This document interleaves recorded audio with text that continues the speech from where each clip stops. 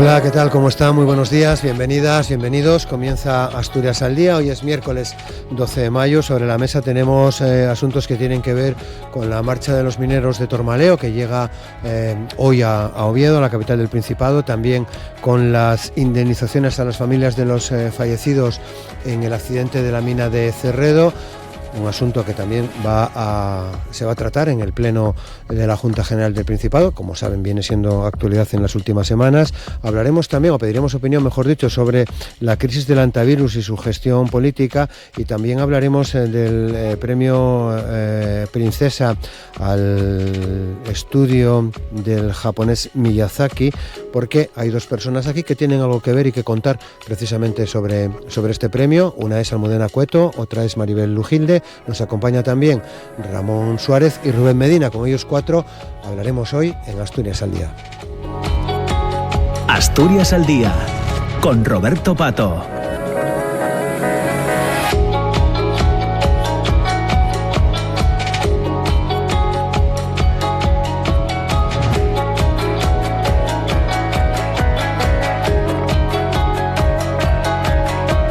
Pues comenzamos, ya saben, con Amor Argüelles también el control de sonido, en la realización técnica de este programa. Maribel Lujilde, ¿qué tal? ¿Cómo estás? Buenos días. ¿Qué tal? Encantada de estar de nuevo aquí contigo. Muchas gracias. Un placer. Con todos los demás, pero especialmente contigo hoy. Gracias, Maribel. Almudena Cueto, ¿qué tal? ¿Cómo estás? Buenos días. Pues lo mismo, es un lujo volver a estar contigo, que además vienes con muy buen color. Te has reincorporado con muy buen color y es una alegría volver a estar aquí. Gracias, Almudena. Rubén Medina, ¿qué tal? ¿Cómo estás? Buenos días. Hola, buenos días. Reitero las opiniones y los agasajos de mis compañeras para ti, por tu retorno y por contar conmigo. Voy a acabar poniéndome colorado. Bueno, no pasa nada, ¿eh? No pasa nada, Debajo del moreno no se nota mucho. Y Ramón Suárez, ¿qué tal, Ramón? ¿Cómo estás? Buenos días. Feliz también de reencontrarme contigo, Roberto. Muchas gracias. Bueno, pues vamos ya sin más preámbulos a los temas. Hoy el presidente del Principado, Adrián Barbón, tiene previsto recibir a los mineros de Tormaleo, que están participando en esta marcha reivindicativa. Los va a recibir en torno a las 3 de la tarde.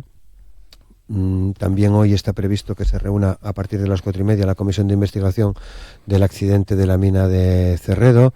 Ya sabéis que se está discutiendo durante estos días sobre ese dictamen de esta comisión. Hablaremos de ello también, sin perder de vista a estos 4 mineros de Mina Miura que van a llegar hoy a Oviedo tras realizar esta marcha, 150 kilómetros durante 6 días, para reclamar al empresario el abono de las nóminas que se les debe desde hace 10 meses y el mantenimiento de la actividad. Rubén, me gustaría empezar contigo para que nos des tu opinión y un análisis de toda esta situación. Bueno, en primer lugar, el apoyo personal a los compañeros que están haciendo esta marcha, porque la reivindicación está clara y no hace falta mayor explicación. En cuanto al asunto general que tú nos planteas, me refiero a las ayudas económicas en el caso del accidente de Cerredo. Sí me gustaría hacer algunas reflexiones que creo que pueden ser interesantes para nuestros oyentes y para los compañeros y compañeras de mesa. Vamos a ver, debemos acudir necesariamente a los informes que periódicamente elabora el Instituto Asturiano de Prevención de Riesgos Laborales acerca de la siniestralidad laboral. Entonces, eso está al alcance de todos nosotros en su web. Pueden, ya digo, descargar los ficheros sin ningún problema. Y la última publicación, que es de marzo de 2026, nos recuerda que en el año 2025 hubo 26 accidentes mortales.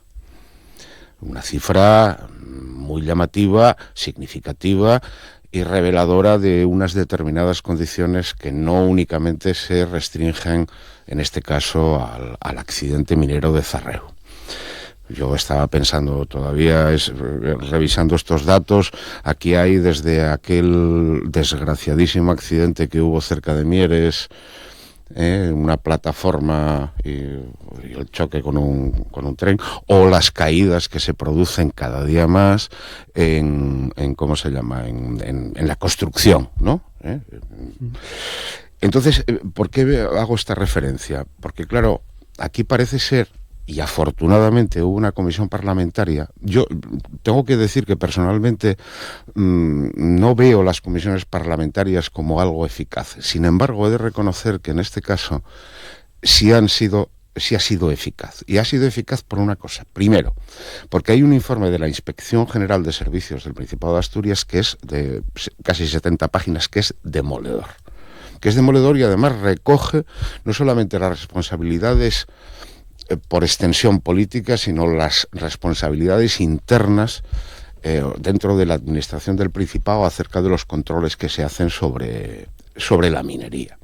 No podemos olvidar que a nosotros se nos vendió pura propaganda, al menos eso es lo que pienso yo, eso de la transición justa. Y yo recuerdo en unas jornadas que organizó mi sindicato, Comisiones Obreras, estaba la secretaria de Estado de Energía y este que lo es le preguntó, digo, cuando se habla de transición justa, ¿qué es? ¿Que es posible que sea injusta? Entonces, claro, me dijo, no, pero es que eso está definido en los papeles de la Unión Europea y tal. O sea, vamos, como decía Javier Clemente hablando de fútbol, patapum para arriba. Efectivamente, es que es probable que la transición sea injusta y nosotros en Asturias lo sabemos bien porque sufrimos ya 2 reconversiones anteriormente y fueron injustas, objetivamente injustas.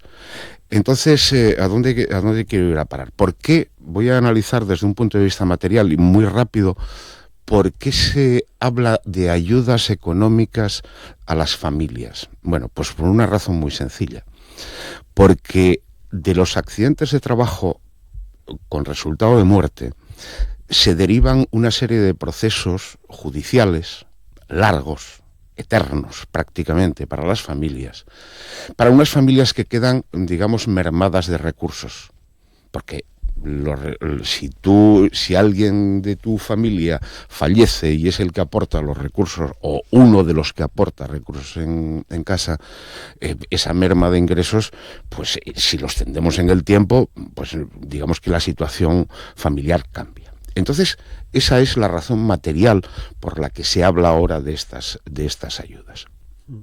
Claro, ¿qué supone? Si hacemos el cálculo con los 26 accidentes mortales que hubo en 2025 y decimos que ayudamos a todos, estamos hablando de 2 millones de euros. Con las cuantías que se hablan, ¿no? 70 y algo mil euros. Bueno, pues lo multiplicamos por 26 y son 2 millones de euros. 2 millones de euros que no están presupuestados, que hay que incluir en una ampliación de crédito, por así decir. Entonces, claro, eso, digamos que el gobierno, en concreto el consejero de Hacienda, nos dice que van a tirar hacia adelante con eso, pero claro, necesitan un apoyo que yo ahora mismo ignoro si va a tener para esa ayuda. De hecho, en el gobierno de coalición, Izquierda Unida ha manifestado su distancia respecto a ese tipo de ayudas y cómo se produce. Hay que recordar una cosa desde mi punto de vista.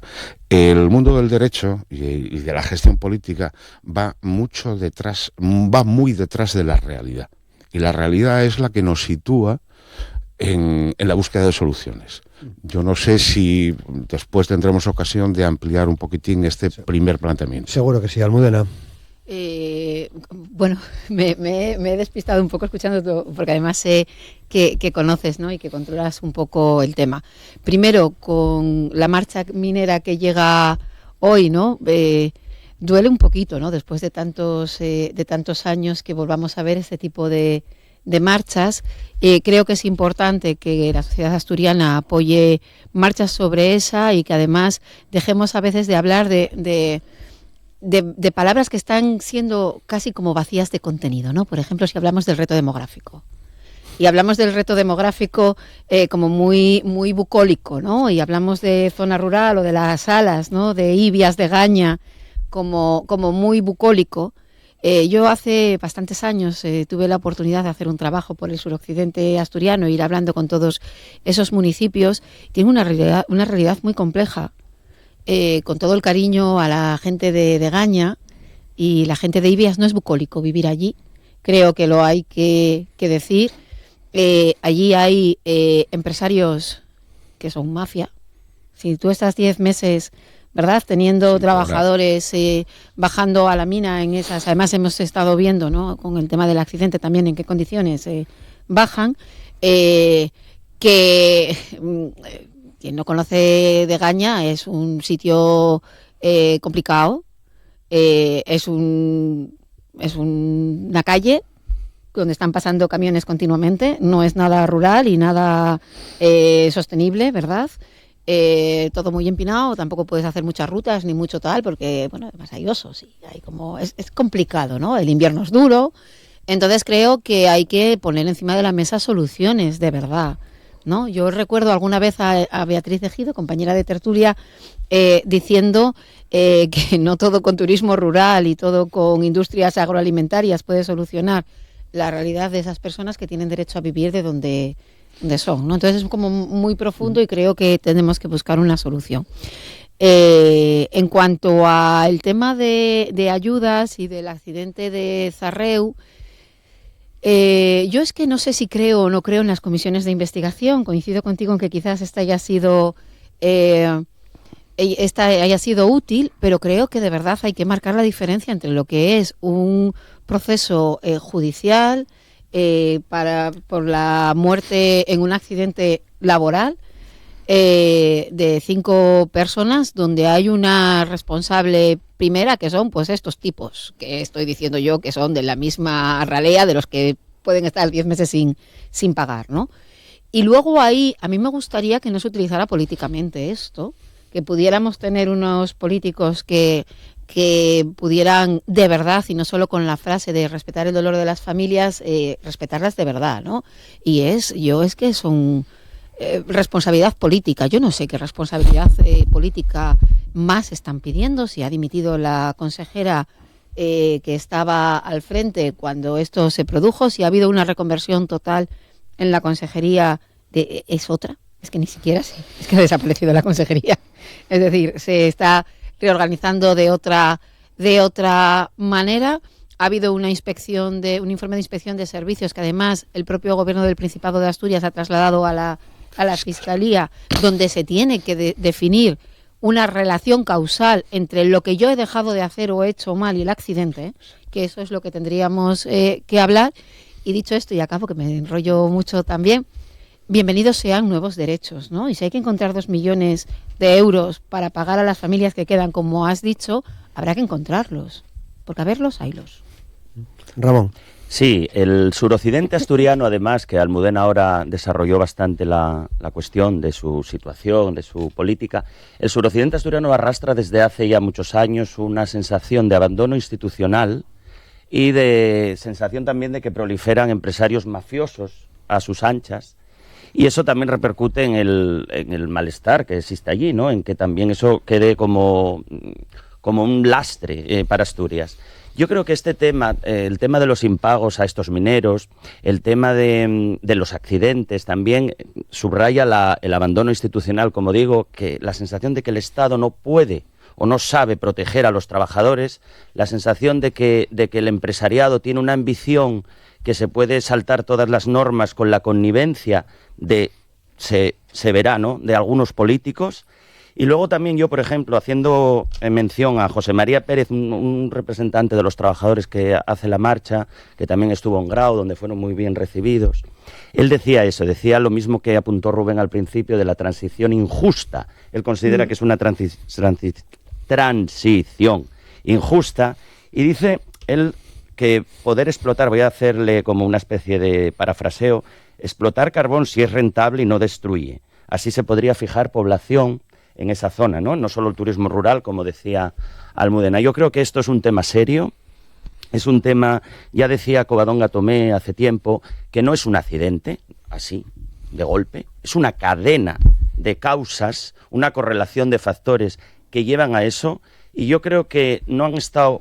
los políticos asturianos no han estado a la altura en general, la oposición por supuesto que tampoco, pero el gobierno asturiano no, ha habido un poquito de oscurantismo, yo no sé el miedo que se tiene, no lo sé, habrá prebendas que haya que guardar, y luego sobre todo esta sensación de impunidad empresarial, de que clandestinamente un empresario puede, en un tema tan complejo, tan peligroso como un tema minero, puede campar a sus anchas y sacrificar la seguridad laboral de sus trabajadores, a mí es que me parece espeluznante y espero que nos lo tomemos como muy en serio, ¿eh? Maribel. Sí, habéis enfocado también el tema los tres, que casi me apetece hacer un planteamiento casi simbólico, porque yo cuando estos días veo las imágenes de estos mineros solos en la carretera, solos no porque les van acompañando, pero solos en el sentido de que son un grupo muy pequeño los que están ahí en su reivindicación, y que la reivindicación es una reivindicación puramente laboral,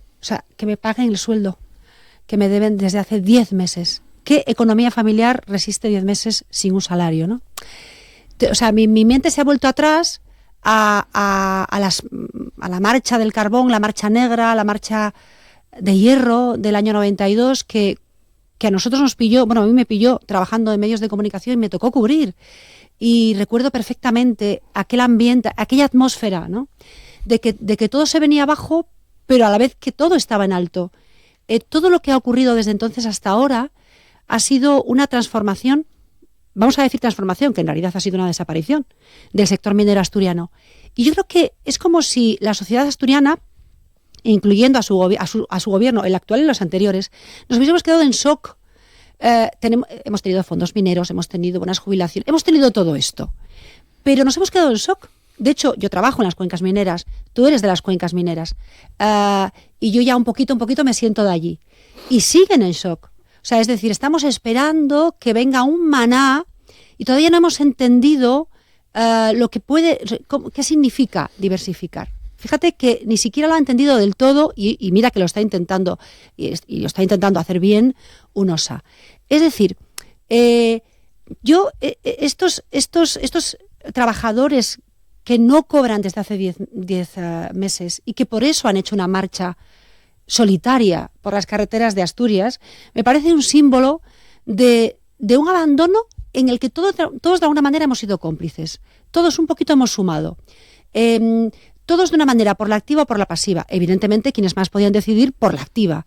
Entonces, y aquí la colleja, efectivamente, quiero decir, el gobierno regional, que es el último que tenemos, el actual, pues se ha encontrado con el clímax que ha sido este accidente minero en Cerredo, ¿no? Ha sido el clímax que ha destapado todo lo anterior. Yo creo que necesitamos hacer lo mismo que hay que tener una visión de Estado hacia el futuro, que aquí la hay en la minería. Hay posibilidades. Tenemos que hacer también una visión de Estado hacia atrás y decir, bueno, vamos a ver, sin echarnos, sin enmierdarnos como estamos haciendo en todo, vamos a ver qué cosas hemos podido hacer mejor y vamos a hacer mejor a partir de ahora.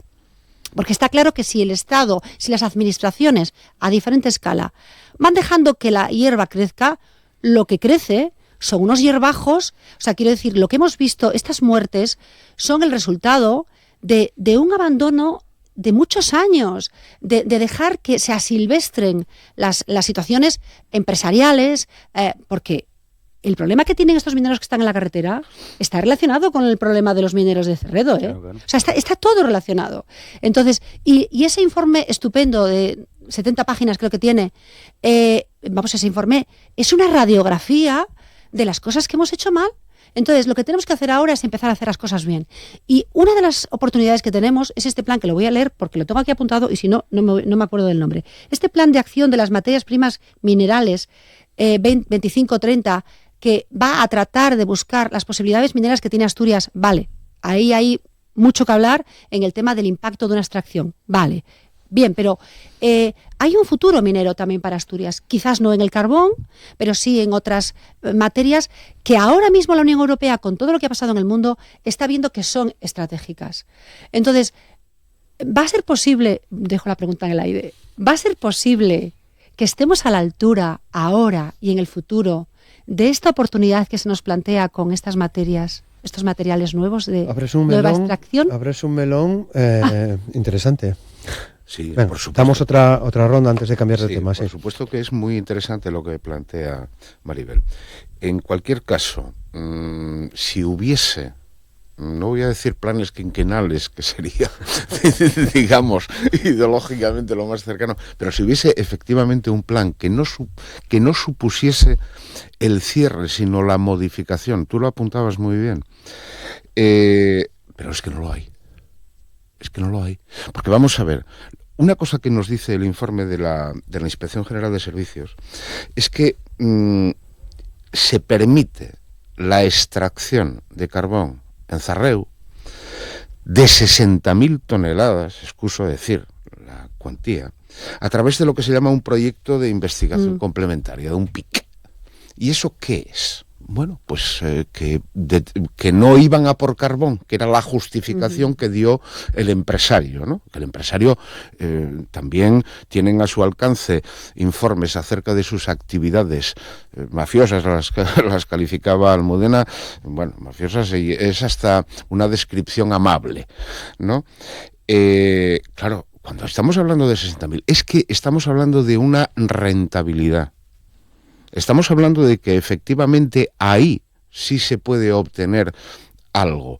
Pero claro, las condiciones son las condiciones de un chamizo, vamos a hablar con claridad, y eso también se describe en el informe. Y ojo, que no se nos olvide una cosa, el servicio de minas, antes de la dimisión de la consejera, se había prácticamente desmantelado. O sea, faltaban 5 o 6 puestos por cubrir. Y una de las tareas de la administración pública es precisamente la inspección. Una de las tareas fundamentales, la inspección y los informes. Y esos informes pueden ser positivos o negativos. Y en este caso parece ser que no fueron negativos. ¿Almudena? Faltan plazas por cubrir. Si vamos a cada uno de los departamentos. Yo contacté en el Ayuntamiento por de Gijón. eso, claro, ¿no? Es decir, tenemos ahí eso que aprobó el gobierno de Mariano Rajoy, ¿no? La limitación de la tasa de reposición. La tasa de reposición, no me salía. Entonces, claro, lo notamos en todo, ¿no? Sí, sí. En primaria, en SESPA, en educación, en toda la administración. En todo, ¿no? Sí. Y ya supuestamente esa crisis ya pasó, ¿no? Pero el ayuntamiento de Oviedo tiene dinero metido a plazo fijo que le da interés y que le renta, ¿no? Y hay muchos ayuntamientos que tienen superávit y no lo pueden gastar y tienen falta por otra parte de ¿Y eso por qué personal, es? ¿no? Porque sigue en vigor la ley Montoro. Que no tiene sentido que siga en vigor porque la situación económica es absolutamente distinta, ¿no? Entonces ahí, pero yo ya, y para lo voy a dejar abierto para que me invites otra vez. Claro, porque a ver, y escuchando a Maribel o lo que estamos diciendo en esta mesa, no podemos tener debates que ya tuvimos en los años 90, porque el mundo no tiene nada que ver con los años 90. Y dentro de 5 años el mundo no va a tener nada que ver con el mundo de ahora, porque los cambios tecnológicos, la inteligencia artificial y todas estas cuestiones, entonces es como un poco anacrónico decir, vamos a necesitar minería o pensar que es como un poco nostálgico, ¿no? ¿Sabemos lo que vamos a hacer entre 5 años en Asturias? En un mundo que va a ser radicalmente distinto. Y aquí ya lanzo, y aquí como tengo a una persona de un sindicato, que espero que tengan ese debate dentro, ¿no? ¿Va a haber trabajo para todos en un futuro? ¿Cómo nos vamos a repartir la riqueza? Porque riqueza va a haber. Trabajo no. ¿Vamos a tener que trabajar todos? Hay que pensar en otro... Todavía estamos con las 35 horas, que eso ya está hasta desfasado ese modelo, ¿no? La cosa es, ¿tendremos que trabajar o no? ¿Y cómo podemos garantizar que la gente tenga acceso a servicios y tenga una vida digna cuando no va a haber trabajo para todo el mundo? Y cuidadito y ya acabo. Porque el otro día estaba yo en unas jornadas donde muy tecnológicas, aquí al lado, donde uno de los colectivos que van a tener más dificultad son precisamente todo lo relacionado con la tecnología, ¿no? Por lo que antes necesitabas gente formada, ingenieros, ahora te lo hace cualquier inteligencia artificial generativa. Bueno, esa es la primera impresión, ¿eh? Igual la segunda impresión ya no es esa, ¿eh? Pero bueno, hace falta menos gente ahí también. Sí. Bien. Sí, Ramón. A mí Almudena me ha inquietado, me has destrozado el futuro. Yo después de esta dosis de pesimismo ilustrado de Almudena... No es pesimismo. Yo sí creo en los proyectos a largo plazo. De hecho, Asturias ha demostrado, y ya por poner un poco el acento positivo, que apostando por el turismo rural, apostando por el turismo desestacionalizado, abriendo el aeropuerto al exterior, hemos mejorado. ¿Quién iba a decir que Gijón se iba a convertir en una potencia turística cuando hace años era solo una potencia industrial? Yo creo que Asturias, que recordemos que Asturias creció solo por la minería y la siderúrgica ya desde el siglo XIX y nunca se diversificó. Tampoco le vamos a pedir peras al olmo. Ahora Asturias ha buscado nuevos nichos, poco a poco, no se le puede pedir todo de golpe, pero sí que es verdad que yo pondría, más allá del respeto que tengo, por supuesto, y la admiración a Almudena, más allá de que todo cambia, que eso hay que cambiar esa dialéctica, porque así la gente, eso genera una ansiedad social, hay que creer en proyectos a largo plazo. Yo creo que Asturias tiene futuro en muchas industrias, el envejecimiento activo, nuevas formas, nuevas diversidades de agricultura y agroalimentaria, y el tema de la mina, de los minerales nuevos, lo que apuntaba Maribel también, pues puede ser un planteamiento. Entonces, bueno, después del rapapolvo que yo remarco con el tema de la mina de Cerrero, con el tema de la marcha Miura, Miura ha dicho. Sí. Vale. Sí. Miura. El abandono institucional, que lo quiero recalcar, y los empresarios mafiosos que campan a sus anchas, yo creo que un poco de positividad, mejor dicho. Sí, optimismo. Sí, yo solamente añadir brevemente que efectivamente, claro, como hablábamos de minería, pues hablábamos de minería, pero efectivamente, quiero decir, hay que tener la inteligencia de tener la mente abierta a todas las industrias, a las industrias tradicionales y a las nuevas industrias. Y aquí yo ya aprovecho para meter cuña y para decir que nosotros desde el Centro de Imagen y Sonido de Langreo defendemos que la industria cultural como una industria, primero, que no es accesoria, no tiene que pagar los patos de a quién le va mal, que está igual de subvencionada o menos que otras industrias y que además es un indicador de la madurez de una democracia. Porque las democracias que no están maduras o que involucionan siempre patean la industria cultural. Entonces, fíjate qué momento más oportuno para en las cuencas mineras, que nosotros soñamos con que en las cuencas mineras se genere una auténtica revolución cultural, que sea una factoría cultural para trabajar desde allí para toda Asturias y para el mundo. Está en marcha. Ayer estuvieron aquí varias profes y alumnos hablando de Maceas, muestra de arte contemporáneo escolar. Una maravilla. Sí, 16 centros de Asturias. Con Natalia Pastor. Natalia Pastor, sí. Sonia Fernández y Elena Menéndez. Sí. Que son las profes de 3 sitios distintos. Querías decir, pero yo te entendí que a problemas como los de los 90, que los tenemos, igual no valen las recetas de los 90. Iba más o menos por ahí. Es que creo que no estamos haciendo el análisis de lo que ya está aquí, no de lo que va a venir, sino de lo que está aquí. Yo hacía un poco es en positivo, o sea, no es a mí. Yo creo que podemos tener un mundo mejor. Creo que vamos a poder tenerlo. Otra cosa es que sepamos manejarnos en ello. Y luego solamente una cosa con el tema de Ramón también un poco para que Asturias sea sostenible. No podemos creer que el turismo lo es todo, y ahora ya lo dejo para otro día, sí. Porque toda la apuesta del turismo en determinados sitios está haciendo que la gente joven no tenga dónde vivir. Entonces ya la sostenibilidad no puede ser que yo tenga que vivir debajo de un puente porque mi casa la tengo que alquilar a alguien de Baleares, porque por cierto el otro día leía un artículo donde ahora mismo las personas que más casas están comprando en Asturias vienen de Baleares. Hay funcionarios que aprueban su oposición con plaza en Baleares y tienen que renunciar a su plaza porque necesitan pedir un préstamo para pagar la renta. Que no nos el sueldo. Que no nos pase, ¿no? O tienen que vivir en, ¿cómo se llaman? Caravanas. En caravanas, sí. Bien, no, pero eso lleva pasando ya tiempo. Y quiero decir, y hay que pensar, cuando hablamos de funcionarios, uno piensa todavía, pensamos, aunque no sea de los años 90, en funcionarios de Manguito, y no. Ahí estamos hablando de médicos, de profesores, de guardias civiles, donde no hay cuarteles de la Guardia Civil y están viviendo en roads houses, en caravanas. Vale, ya están los temas para la siguiente vez que vengáis, si queréis, ¿no? La industria cultural y el asunto ligado a la ley de la vivienda, que ya se está trabajando en la Junta General del Principado. Bueno, pues ya busco fecha, si os parece bien, ¿vale? Claro, y en todo esto no podemos perder de vista que somos globales. Los virus, lo tuvimos en la pandemia, son globales, ¿no?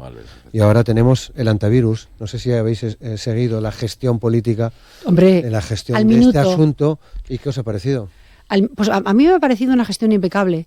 Yo creo que el gobierno, primero, somos una sociedad traumatizada por la pandemia, porque de repente todos nos hemos puesto como incluido el propio gobierno, que le tocó a este gobierno vivir la pandemia, aunque las caras eran otras, pero era el mismo gobierno. Entonces yo creo que se han puesto las pilas rápidamente y yo creo que también han visto una oportunidad de lucimiento y de decir, vamos a poner.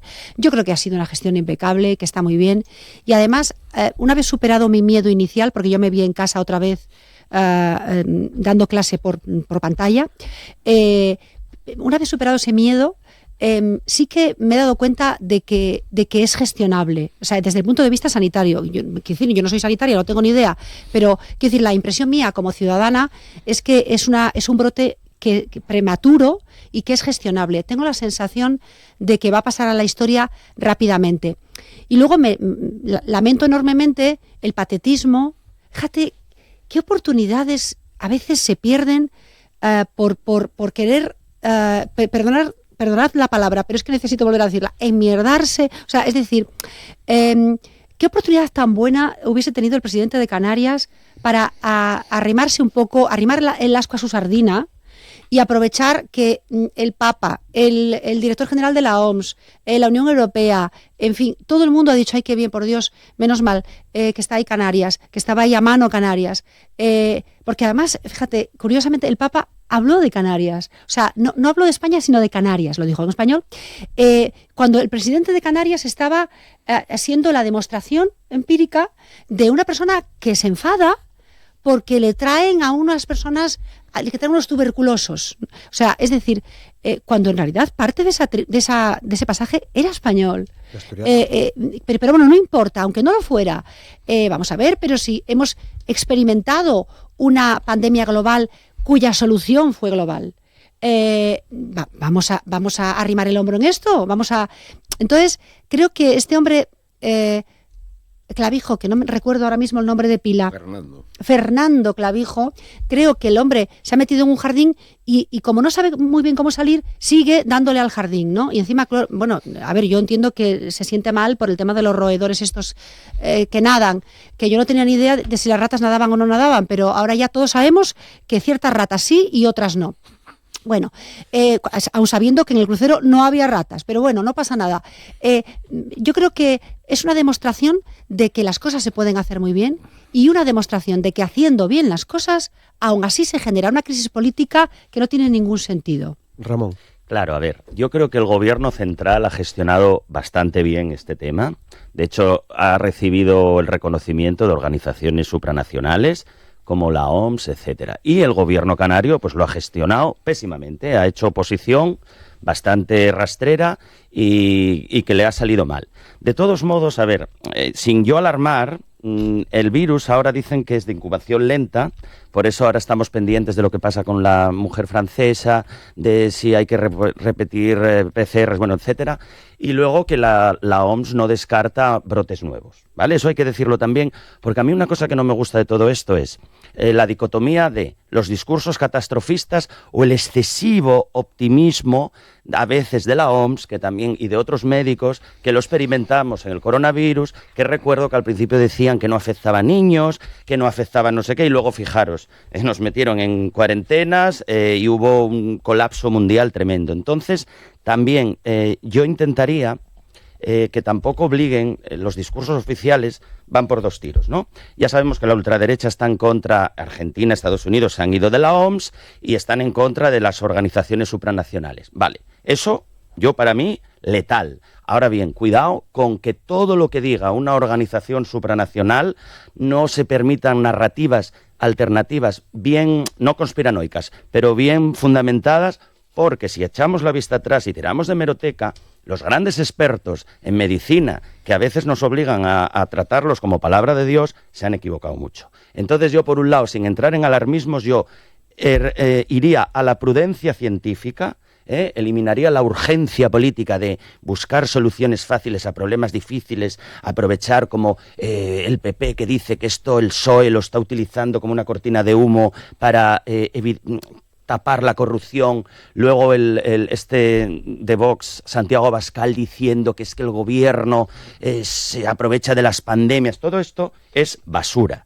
Pero yo insistiría, cuidado también con los discursos dicotómicos de todo lo que diga la OMS es palabra de Dios y todo lo que diga al contrario, negativo. Almudena. Sí, primero creo que el virus, el coronavirus nos ha dado un aprendizaje que ahora tenemos que antes no teníamos con la primera pandemia, y eso se ha visto, ¿no? Ojalá hubiéramos pillado al que comió el pangolino como se ha detectado esto, ¿no? Y las conexiones y un simple barco perdido ahí en el fin del mundo, Ushuaia. Yo aterricé una vez en Ushuaia, fíjate. Fíjate qué tontería, que se me perdió a mí en Ushuaia. Y aquí quiero hacer esa reflexión, ¿no? También, como habéis hablado un poco de la pandemia, voy a hablar un poco del origen, ¿no? ¿De verdad necesitamos hacer este tipo de turismo tan raro? Y yo quiero ser distinto, tengo capacidad económica para hacerlo, soy una pareja de holandeses que está forrada y me voy a ver aves a un vertedero. No sé si eso parece... ¿A dónde? Al fin del mundo, a Ushuaia, donde ya no hay nada más abajo que hielo, ¿no? Y yo estuve viendo pingüinos, hay un poquito más abajo que es una tontería, en realidad. Yo era más joven, ahora no lo haría, ¿no? Tenemos que ser capaces también de que cuando hablamos de sostenibilidad, hablamos de que todas determinadas cuestiones y de la responsabilidad individual de cada uno de nosotros, ¿no? Entonces tú vas viendo determinadas formas de hacer turismo, y aquí ahora ya me meto con... Hoy vengo yo peleona, ¿no? Con todo el tema del turismo de cruceros. ¿Qué significa eso, no? ¿Qué significa eso? ¿Es sostenible que de las 150 personas que había en un barco, yo creo que solamente eran menos de la mitad, debían de ser 20 y pocos, las personas que estaban haciendo turismo, y el resto era... Y hace falta mover esos barcos con todo lo que sabemos que contaminan, no solo tema de virus. ¿Para qué? De Ushuaia por todo el mundo, después de... No sé, o sea, me parece como absolutamente ilógicas muchas de las cosas que hacemos, ¿no? Y entonces, claro, el peligro existe, y luego, independientemente de que las ratas naden o no naden, ¿no? Y luego, claro, si esa irresponsabilidad individual de cada uno se junta con responsables políticos como Clavijo, el peligro es que es una bomba de relojería. Rubén. Fernando Clavijo. Voy a empezar al revés. ¿Quién es Fernando Clavijo? Fernando Clavijo representa un partido que se llama Coalición Canaria, que sería algo así como una derecha nacionalista desteñida. Gobernó con el Partido Socialista y ahora está gobernando con el Partido Popular. Es hijo, los que somos un poco viejos lo sabemos, es hijo del principal colaborador de Antonio Cubillo. ¿Os acordáis de Antonio Cubillo? Movimiento por la Autodeterminación. MPAYAC, efectivamente. O sea, que quiero decir que viene de ese nacionalismo canario que primero era africanista y ahora pues se quedó así en esa derecha desteñida, ¿no? Vamos a ver, la derecha en general y universalmente tiene varios problemas. Uno, por supuesto, con el bienestar general, desde mi punto de vista, y otro con la ciencia. Tiene problemas realmente serios. Y voy a remontarme también a tiempos atrás. Asunto de la colza, años finales de los 70, principios de los 80. Había un ministro, el ministro del ramo que se decía, que se apellidaba Sancho Rof, y en una legendaria rueda de prensa nos explicaba que la colza la producía un bichito que si caía de la mesa al suelo se mataba. Con el paso del tiempo se supo que de bicho nada. Ahí lo que había era un problema de contaminación, de desnaturalización del aceite de colza, ¿no? Por eso se llamaba aceite de colza desnaturalizado. Claro, ¿qué pasa? Ahora, como decía Almudena antes, bueno, pues tenemos la inteligencia artificial que parece que nos ayuda a muchas cosas. Pero qué raro que no distinga tipos de ratones entre los que nadan y los que no nadan, ¿no? Porque la inteligencia artificial, si es inteligencia, aunque sea artificial, algo nos tendrá que decir. Estos naden, estos no. ¿Y hay o no hay en el barco? Vamos a ver, la gestión de una circunstancia como esta está en manos de la OMS, de la Organización Mundial de la Salud, que tiene unos protocolos, y aquellos países firmantes, y apuntaba muy bien Ramón antes, y estaba mirando yo ahora precisamente en la inteligencia artificial, Estados Unidos dejó dejó la OMS en enero de este año. Y Argentina también, siguiendo la jugada. España no. España... ¿Y por qué paró el barco o por qué llegó a Canarias? Bueno, porque Canarias, aunque geográficamente esté en África, a estos efectos es Europa. Y en Europa hay los recursos suficientes como para atender una emergencia de esta naturaleza. En África no. Eso que no se nos olvide. Entonces, Clavijo, que no sé, por eso hacía yo la referencia al africanismo del nacionalismo canario. Yo no sé dónde está y ni qué tiene en la cabeza el señor Clavijo. En cualquier caso, en manos de la OMS y siempre en manos de aquellos que saben. No estoy de acuerdo en lo que dice Ramón. Claro que se equivocan los científicos. Por supuesto que se equivocan. Es parte de su trabajo. Se llama ensayo y error. Pero claro, yo me ato siempre no a los expertos, no, porque expertos parece ser que ahora los hay de todos los colores. No, yo me ato a la Organización Mundial de la Salud, que serán aquellos que nos permitan salir de una situación de aparente emergencia hacia la normalidad. ¿Por qué? Porque está identificado, en este caso, como decía Sancho Roth, el bichito. En este caso no hay un bichito, es un virus. Bien. Bueno, estamos ya en la parte final del programa. Por cierto, ¿recordabas lo de Cubillo? Sí. Conocí a una de las personas que estuvo encarcelada. ¿Sí? Por aquel asunto. Nunca quiso una entrevista, pero sí recuerdo hablar con él, claro. Lo conocí a uno de esos personajes de un suceso del que no se habla mucho, por cierto, o no se habló mucho. No, porque además, de hecho, a Cubillo hubo un atentado contra... El atentado contra él. A ese atentado me refería, precisamente. Bueno, lo contamos otro día, si ¿Cuánto aprendo? ¿Sí? ¿Cuánto aprendo aquí? Bueno, claro, es lo que pasa de otros momentos. Cuando vienes a una radio y televisión pública, Efectivamente. Claro, bueno, claro. Eso es lo bueno. Bueno, que no nos encuentros intergeneracionales. No nos despistemos. Esa es la clave. Esa es la clave también. Esa es la clave. No nos despistemos. A ver, Almudena, hace unas cuantas semanas, ya meses, me contó un día que le gustaba mucho el trabajo de Miyazaki, del dibujante. Sí. Y que no estaría mal un premio Princesa. Yo, la verdad que dije, bueno, veremos a ver, me dije a mí mismo, veremos a ver. Bueno, pues cuando vuelvo al trabajo me encuentro con que el CISLAN que dirige Maribel presenta una candidatura a los premios Princesa que acaba otorgando el premio Princesa de Asturias de Comunicación y Humanidades 2026 al estudio de Miyazaki. ¿Cómo fue todo esto? Es una historia preciosa. ¿Empiezas tú? ¿Empiezo yo? Empieza Almudena. Bueno, que no me resisto a decir que en algunos medios dicen un grupo de frikis, entre comillas. Pero friki es un concepto honroso, es eso. Es que es verdad, ¿no? La historia de... Es que, bueno, un poco de frikis. Bueno, estoy aquí, pero no he sido yo la principal persona, que no soy dentro del grupo de frikis soy la menos friki. Vale.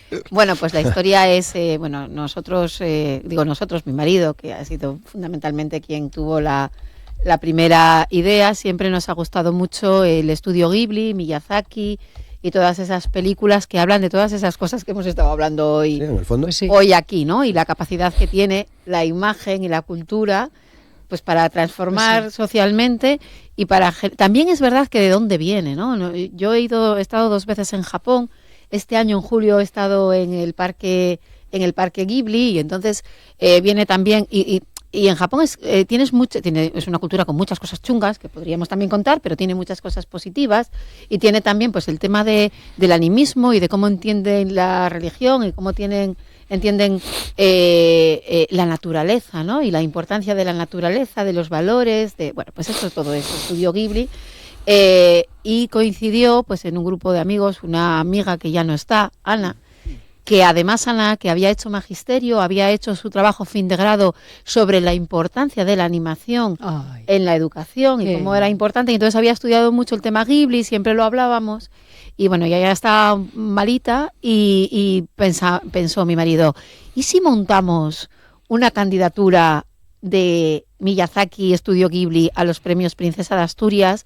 Bueno, también para pensar con Ana en el largo plazo, ¿no? Y tener proyectos y pensar, oye, si pudiéramos estar en octubre viendo esto en Oviedo, veíamos a un Totoro gigante, que ahora hay una iniciativa, veíamos a un Totoro gigante en Oviedo, ¿no? Pero no podíamos presentarlo de manera individual. Y entonces, por también, yo conocía a Maribel de aquí. Sí. Porque aquí pasan cosas. Tú nos uniste, Roberto. Tú nos uniste, Roberto. Sí, entonces aquí. ahora ya te paso la palabra, Maribel. Bueno, tuvimos un encuentro en un acto cultural. En un acto cultural. No recuerdo dónde nos encontramos. Era cuando vino la directora y la consejera a hablar de la estrategia de accesibilidad de derechos culturales. Ajá. Es verdad. Ahí. Y entonces ahí Almudena me dijo, mira, tenemos esta iniciativa. Vais a cosas, ¿eh? Sí, sí. Me dijo, tenemos esta iniciativa y dije, pues me parece genial. Pues nada, hacedlo. Ya, pero es que nosotros no podemos presentar una candidatura. Tiene que ser una entidad y ¿podríais hacerlo vosotros? Y claro, yo no sabía cómo se hacía, cómo se presentaba una candidatura. Total, que ya he hecho el máster, ya sé cómo se hace. Entonces, pues tuvimos una reunión con Alfredo, que es el marido de Almudena. Tiene que venir un día, ¿eh? Que tiene que venir. Tiene que venir. Invítalo. Alfredo, el hombre, nos adelantó un documento que ya había elaborado sobre Miyazaki, sobre Ghibli.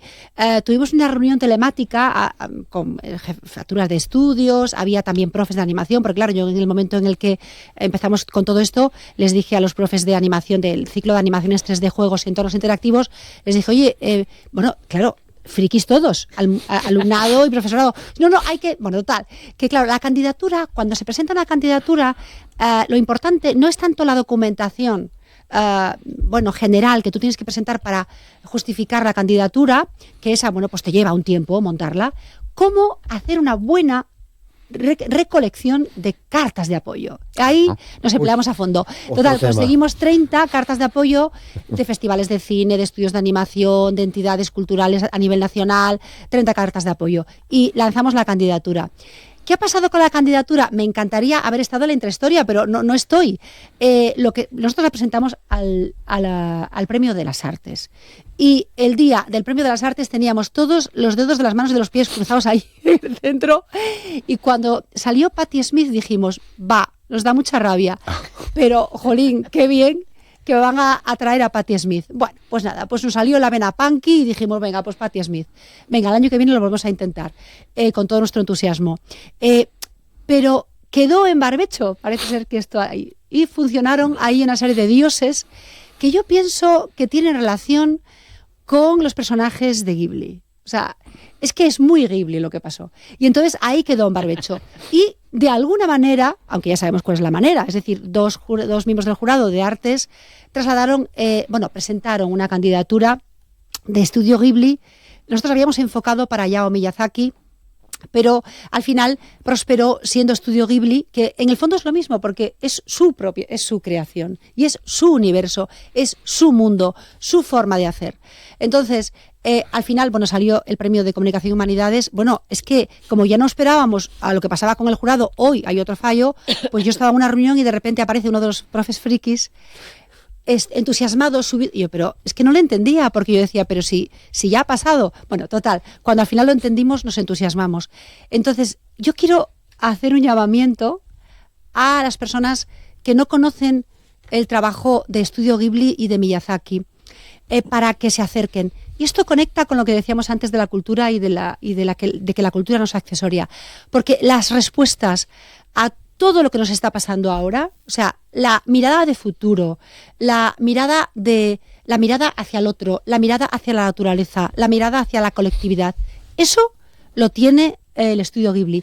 Y luego la feminismo. Forma, sí, el feminismo, las heroínas frágiles, pero a la vez fuertes, y luego la forma de hacer. No trabajan con IA. Quizás trabajen con ella, pero tienen un respeto por el proceso de creación. Así que yo animo a todo el mundo a que vea las películas de Ghibli. Que son, se pueden conseguir relativamente fácil. Sí, claro. Se puede ver sin problemas. ¿Qué te parece a ti, Ramón y Rubén? Bien. A ver, yo después de este ensayo sobre frikis y punkis y todo esto que habéis hablado, muy bien. Yo creo que este creador, que además sí, exactamente, detesta la inteligencia artificial, apuesta por una creación artesanal en el más puro sentido de la palabra, pues tiene muchos valores. Se ve, por ejemplo, en sus animaciones como El chico y la garza y demás, se ve por lo que apuesta. Se aleja bastante de la imagen esta Disney de Hollywood, de buenos y malos, de el amor romántico al uso. Almudena ahora lo apuntó, el tema del feminismo, es verdad, él también tuvo una madre, admiró mucho a su madre enfermó, luego él pues también, aparte de vivir con... Él admira a las mujeres, ya empezando por su madre, también su infancia fue cuando Japón quedó devastado por la Segunda Guerra Mundial. Entonces, todas esas miradas están en su manera de trabajar, y yo creo que viene muy bien de aquí a medio y largo plazo, ver este tipo de historias diferentes de animación, donde ya el mundo se ve con una comunión diferente con la naturaleza, donde se plantean problemas presentes y futuros, personajes que no están tan estereotipados como la factoría Disney nos ha intentado inocular. Entonces yo creo que puede ser la semilla que genere nuevas raíces en el mundo de la animación y de la cultura, y me parece pertinentísimo. Rubén, ya casi para terminar. Bueno, yo estoy muy alejado de la tradición japonesa, de la tradición cultural, y entonces estos días, digamos que hice un curso rápido, ¿no? Sí, tengo que reconocer una cosa, que yo a Miyazaki no lo conocía directamente, sino que Miyazaki es, vamos a ver, Miyazaki fue sindicalista antes de dedicarse, o cuando en el comienzo de su carrera, y estaba vinculado al Partido Comunista de Japón. Entonces, a nosotros, a nuestro entorno, sí nos sonaba de eso. Insisto, estoy muy alejado, y yo lo que me hizo pensar es en lo siguiente. Nosotros, nuestro mundo simbólico, al que hacía referencia antes Maribel, nuestro mundo simbólico está trabado en el judeocristianismo. Incluso estamos muy alejados del mundo simbólico nórdico. Estoy hablando no solamente de los celtas, sino de lo de para arriba, de lo de para el Báltico. Tú preguntas ahora mismo qué es una runa y la gente no sabe lo que es, ¿no? Pero sí es cierto que viendo yo, la única película que vi de esta gente es la de Totoro, y hace muchos años. Eso sí lo he de decir. Pero nos faltan, o al menos a mí me faltan, las referencias para valorarlo en su contexto. Antes decía Almudena que la cultura japonesa y su mundo simbólico también, tiene cosas que a lo mejor no son valorables en el sentido de una cultura de violencia, quise entender, ¿no? A lo mejor se refería a otra cosa. Esto en el ámbito judeocristiano es lo que nos domina, que no se nos olvide. Bueno, hablaremos otro día. Hoy llegamos al final. Por cierto, no sé si sabéis que en Asturias tenemos una editorial Satori, sí, especializada en cultura japonesa, sí. Está aquí en Gijón, y que además, tiene muy buena repercusión y muy buenos trabajos. Lo dejamos aquí. Rubén Medina, muchas gracias. No, gracias a ti. Almudena Cueto, muchas gracias. Ramón Suárez, muchas gracias. Y Maribel Ujinde, muchas gracias.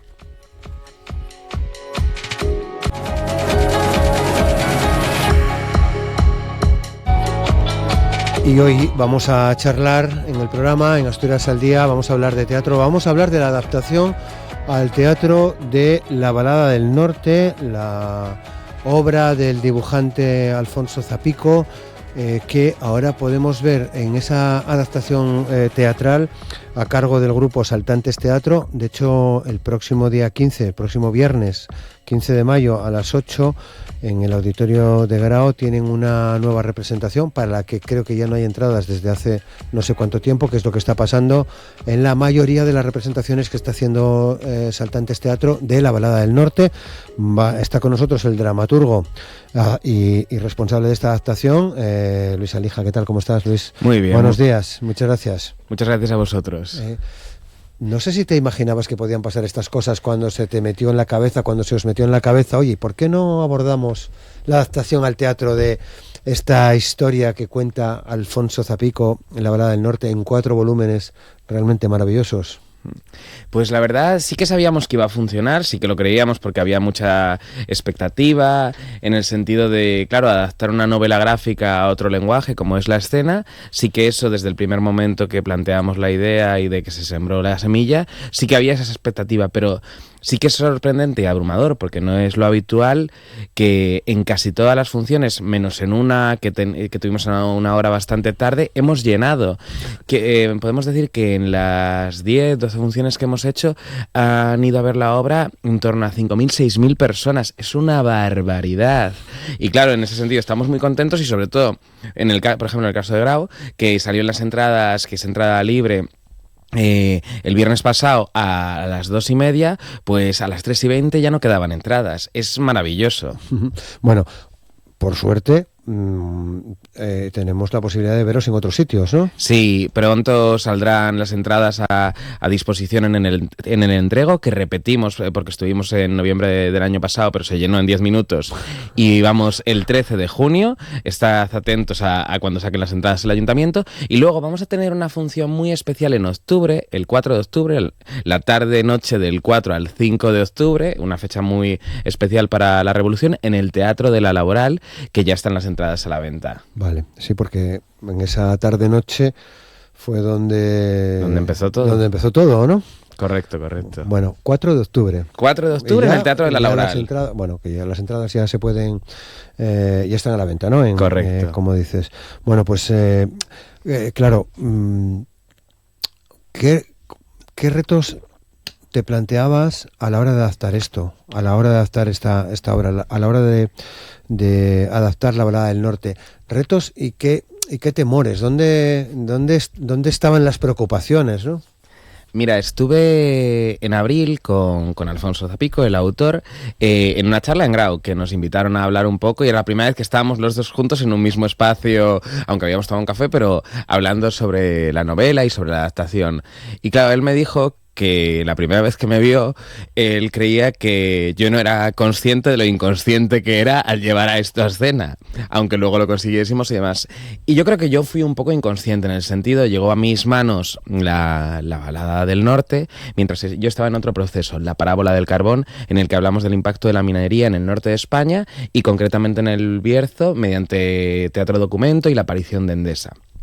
En ese momento, yo haciendo una entrevista a un trabajador de comisiones obreras, se comenta algo sobre, bueno, está muy bien hablar de la identidad de los territorios y me hablan de la Balada del Norte y que menciona el Cristo Rojo de Bembibre en una parte de su novela durante, como explicaba, la Revolución.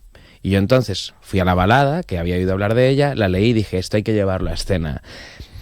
Pero claro, estoy tan loco que en vez de llevar solo un tomo, que ya son 200 y pico hojas, digo, es que solo contar esto en cine funcionaría, pero en teatro no, en teatro hay que contar la historia completa. Y entonces se lo propuse a Zapico y cogí los 4 tomos, cogí un gran equipo que me ha apoyado mucho, tanto de elenco como ayudantía de dirección, espacio sonoro, escenografía y vestuario. Y lo llevamos a escena y dura aproximadamente 2 horas, contamos toda la historia de Zapico y sí que nos dejamos cosas en el tintero, por ejemplo mucho del tomo 3, pero yo creo que también eso permite a quien ha leído la novela revisitarlo y a quien no lo ha leído decir, pues ahora voy a leer la novela gráfica. Claro, pero no pierde ningún sentido la historia. Por supuesto, no lo pierde en el sentido de que nosotros acompañamos a los protagonistas, a Apolonio, a Isolina, a Tristán y al padre de Tristán, Amadeo, que es el marqués de Montecorvo, durante todo su viaje del héroe o de la heroína, y entonces mediante esos personajes contamos toda la historia. ¿Qué pasa? Alfonso, que es muy bueno, genera muchas tramas y subtramas, nos cuenta toda la historia a través de estos personajes, pero a través de los que conocen, cómo van cambiando, qué va pasando, cómo afecta la revolución a alguien que trabaja en la mina, pero a quien trabaja en una farmacia, en la panadería, en Oviedo, en la Cuenca, y es súper interesante. Claro. Bueno, el elenco, 8 personajes. No, 8 intérpretes. 8 intérpretes, perdón. 8 intérpretes que hacen 100 personajes. Más o menos casi 100, en el sentido de que jugamos tanto con los personajes que están presentes como con los que se mencionan. Sí que es cierto que en escena vemos a unos 85.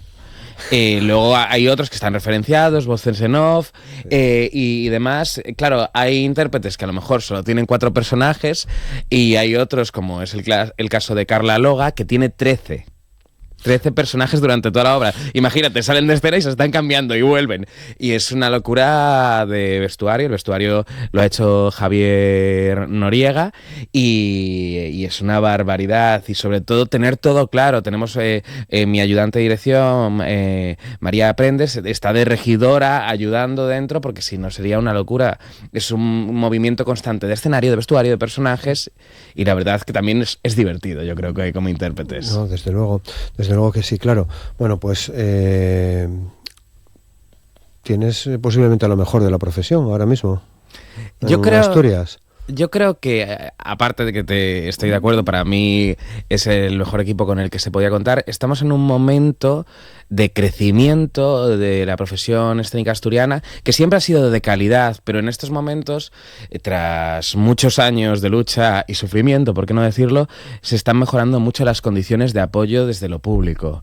En la Consejería de Cultura han pasado de tener unos fondos paupérrimos a empezar a trabajar por el sector, no solo por las artes escénicas, sino por el sector cultural, que te voy a contar del cine, que no había nada y ha aparecido de repente. En ese sentido, eso permite, aunque todos nos podemos arriesgar por nuestra cuenta, que se hagan producciones de mayor calidad en el sentido de toda la escenografía, de todo el vestuario, del elenco, de todos los trabajadores. Estamos hablando que en la balada, solo en la producción, seguramente hayan participado más de 40 personas. Solo en la creación del espectáculo. Claro. Qué bien, porque otra cosa es la escenografía, claro, en la novela gráfica recorremos un montón de lugares. Mira, ¿Cómo solucionáis ese tema? Mira, gracias a Nuria Trabanco, que es mi escenógrafa de confianza y a la que meto en mis líos, calculamos que visitamos unos 30 espacios, tanto exteriores como interiores. Trabajamos con la insinuación, pasamos con módulos de madera, desde un tren hasta la Casa del Marqués, hasta una bocamina, hasta una bolera en la que juegan a los bolos, y tenemos esa referencia, tuvimos asesoramiento para ello. Pasamos a las trincheras. Todo eso se referencia, se insinúa tanto con la acción que está ocurriendo como con la música en directo, espacio sonoro de David Varela, y bueno, pues con un trabajo de iluminación muy potente de la mano de Carlos Dávila, Marta Allende y David Fernández. Vale. ¿Es el proyecto más ambicioso en el que te has metido? Sí, pero eso siempre digo de mi próximo proyecto. Que yo cada vez digo, esto es lo más grande que hemos hecho hasta el momento. Y luego llego, pues tengo esta idea sobre la mesa. Bueno, no sé si tienes alguna ya, pero... Sí, pero por ahora no se puede decir. Vale, porque, claro, después de esto, el crecimiento es a ver a dónde te lleva, ¿no? Mira, pues para mí el crecimiento, además de en la producción, y además que no me afecta a mí solo como compañía, como saltantes de teatro, sino que nos afecta a todo el sector, es que Asturias encuentra la forma de tener repercusión nacional. ¿En qué sentido? En el entrar en los espacios públicos estatales desde lo que es representación de las comunidades. Nosotros, hablo por el sector, realmente por el Centro Dramático Nacional, que es un espacio de todos y de todas, pues es muy difícil acceder, porque normalmente está un poco restringido, aunque no se diga así, para quien tiene presencia en Madrid. Y eso es difícil. Aunque van llegando a otras comunidades, Asturias no tiene presencia a día de hoy. Y creo que esa es la lucha y por la que debemos luchar todos y todas. Claro, porque estuvisteis fuera de Asturias con esta obra. De hecho, la estrenamos en Ponferrada en el día. Sí. En Ponferrada. Claro, lo suyo sería poder ir a otras ciudades, incluido Madrid. Sí, en ese sentido estamos trabajando, tenemos un equipo de distribución que está trabajando en ello. Sospechamos, a ver si hay suerte, porque nos han dado el sello de calidad de Camino Escena Norte, que es un programa que trabaja en 6 comunidades: La Rioja, Asturias, Cantabria, Galicia, País Vasco y Navarra, y que seleccionan a 6 espectáculos de cada comunidad al año para darle un sello de calidad, y 3 de esos espectáculos giran. Esperamos a ver qué pasa el mes que viene y esperamos poder girar en el norte de España. Vale. Mientras tanto, a lo vuestro, por Asturias y por donde se pueda, ¿no? Y por donde se pueda y donde nos llamen, allí iremos. Vale. Bueno, hablamos de estos 8 intérpretes, decíamos que son de lo mejor que hay en la profesión, pero ¿quiénes son? Pues mira, Nerea Vázquez, que es mi socia y es la otra parte de Saltantes, que los dos nos metimos en Estado de Locura en 2013, Alberto Rodríguez, Carlos Dávila, Ernesto González, Carla Loa, que ya lo he mencionado, Carmen Gloria, Enrique Dueñas y David Varela. Bueno. La verdad que hacen un trabajo siendo tan diferentes que cada uno y cada una, hacen un trabajo de unirse, de equipo, de estar a una, de mantener el ritmo, porque claro, estamos hablando de una función de 2 horas, es algo que hoy en día el público no está acostumbrado, vivimos en la cultura del reel y del scroll continuo, y claro, de repente sentarte 2 horas a una función que no sea una película de superhéroes, pues llama la atención. Sí que es cierto que el público, como tenemos un ritmo muy rápido y cambiamos de escena simultánea concretamente, si tú estás desde la cabina técnica ves al público hacer con la cabeza ¡pum! ¡Pum! ¡Bum! Es maravilloso ver la reacción del público. Qué bien, o sea que estás contento. Muchísimo. ¿Estás Y yo creo que el público también. con de hecho, esta la gente adaptación? repite. Hay gente que ha ido hasta 3 veces a la función. Bueno, qué bien. Sí, qué sí, bien, sí. Bueno, qué bien, qué guapo. Claro, ¿habías hecho otras adaptaciones? Adaptaciones. Sí que había hecho adaptaciones, pero de clásicos, como puede ser de Shakespeare, Dickens, alguna inspiración, pero algo tan laborioso o monumental como es adaptar una novela que nunca ha sido adaptada a teatro y una novela gráfica, que no es lo común, no. Sí que es cierto que me he encontrado muy cómodo. Me he encontrado muy cómodo y para mí de repente he visto que la novela gráfica tiene un lenguaje muy común con la escena y de hecho a mí me consta, porque me lo ha dicho Alfonso, que muchos autores le han preguntado, oye, ¿cómo conseguiste que te lo hayan hecho en escena? O sea que ha generado interés seguro. Bueno, he visto algunas fotos de los personajes, se parecen muchísimo a... Bueno, a ver, sí que es cierto que tampoco hemos ido a buscar eso, quitando en alguna cosa de caracterización que hemos utilizado prótesis y demás, como es el caso de Carlos Dávila y el Marqués de Montecorvo, porque tiene una barba muy característica, pero al final yo creo que hay un imaginario colectivo, que es el que utiliza Zapico, y que nosotros lo hemos podido conseguir llevar a escena. Vale, bueno, creo que planteaste esta adaptación bajo la estructura del viaje.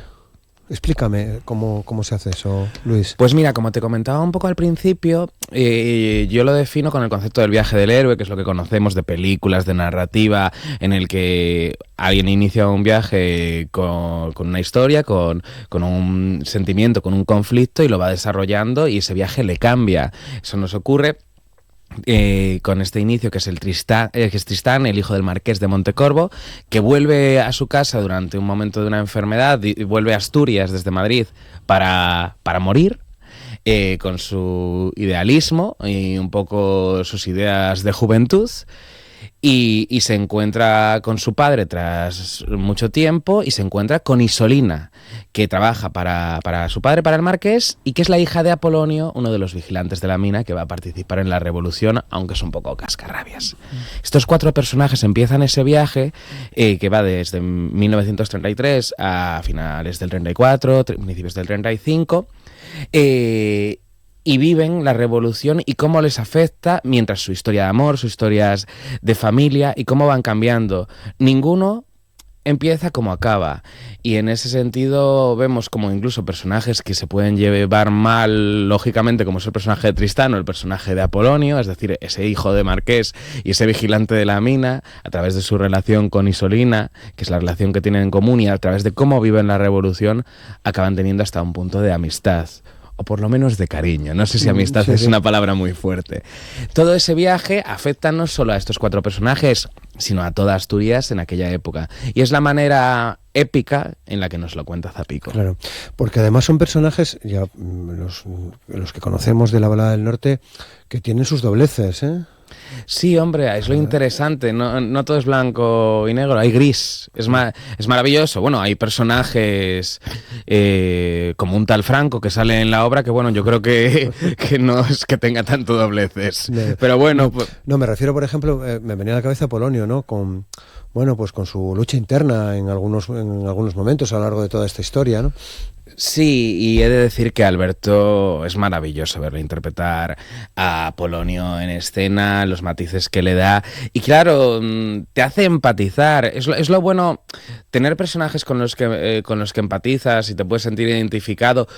Y yo creo que en el caso de Asturias, en el caso de la Cuenca, cuando lo ven, ya no es que empaticen, sino que piensen en esto lo vivió mi abuelo. Bueno, es que hablamos de la generación que era joven en el año 33. Todavía hay gente por ahí. Sí, esto lo cuentan mucho y se habla en las casas, me lo cuentan mucho Carmen Gloria, Carla, porque son de la cuenca y cuentan un poco el cómo oían estas historias, que al final yo entiendo que Alfonso al final ha creado esta historia a través de las historias que ha escuchado. Bueno, tiene mucho de universal también, ¿no? Por supuesto. Pues seguramente que en zonas, hasta ahora, Asturias es zona minera, ¿no? Sí, pero por ejemplo, a mí me sorprende cuando hablas de la revolución fuera de Asturias, hay mucha gente que tiene desconocimiento sobre el tema, ¿y qué es eso? Otra no, obviamente quien tenga un bagaje histórico, por supuesto que es consciente de la revolución del 34 y cómo afectó a todo en aquel momento, pero mucha gente dice, yo no sabía que hubo una revolución en el 34. Albert Camus tiene puso su mirada también, ¿no?, sobre el 34. Sí, es de las pocas obras de teatro, per se obra de teatro, que existe sobre el tema. A ver, al final es la gran revolución obrera del siglo anterior. Yo creo que eso hay que tenerlo en cuenta. Y el cómo afectó y el cómo cuando se escucha esta historia durante 2 semanas, que al final fueron apenas 2 semanas, estuvo paralizado Asturias. Sí. Claro, ¿os llevó mucho tiempo la preparación de la balada?